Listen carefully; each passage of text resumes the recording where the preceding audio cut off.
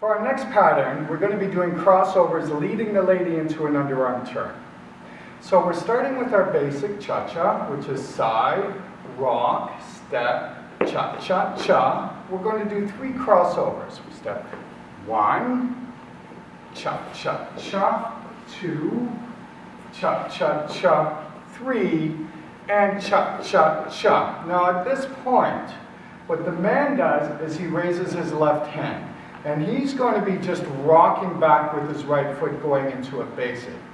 The lady steps across with her left foot on a diagonal, rock, step, turns, and cha-cha-cha comes back into our basic.